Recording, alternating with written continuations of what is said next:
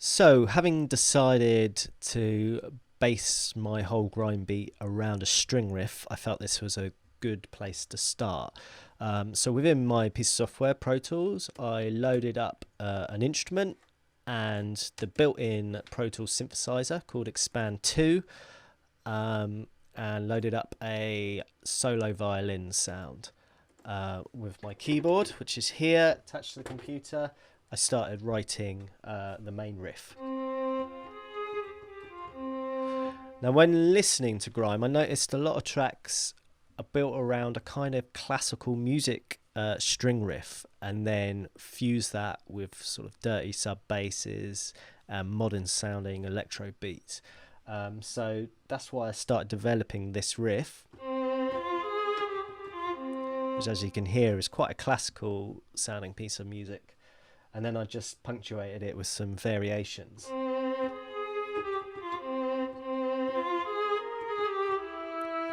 And so after playing around with this for a little while, this is the riff I kind of came up with and recorded.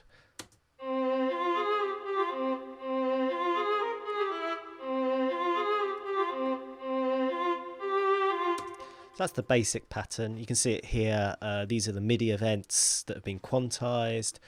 And I decided to keep all the velocities loud. So the next stage was to develop this riff. I knew later on in the track that I would want a much bigger sound than a solo violin, but still based around this riff. So I felt I could start the track with this small violin sound, but it was a little bit boring. So some of the effects that I sort of put on it are here. Let's go through them. So we've got the basic expand solo violin sound. I felt it was quite dull sounding, so I put on this high lift with it bypassed.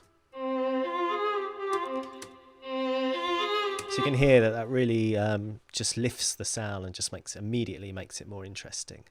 I felt it was still a little bit boring, this sound, so I actually tried putting on a little bit of distortion, which might sound a bit far-fetched, but as you can hear, it really just makes the sound interesting, almost gives it a vintagey feel.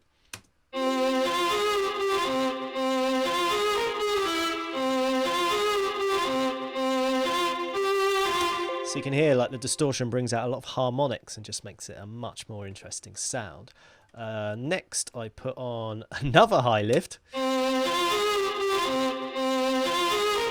I think the distortion had dulled some of the high end. And then I did a big low cut.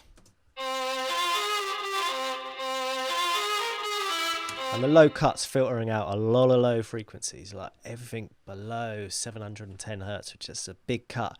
And that gives the sound of a really old, almost gramophone style violin, which I guess is what I liked about it.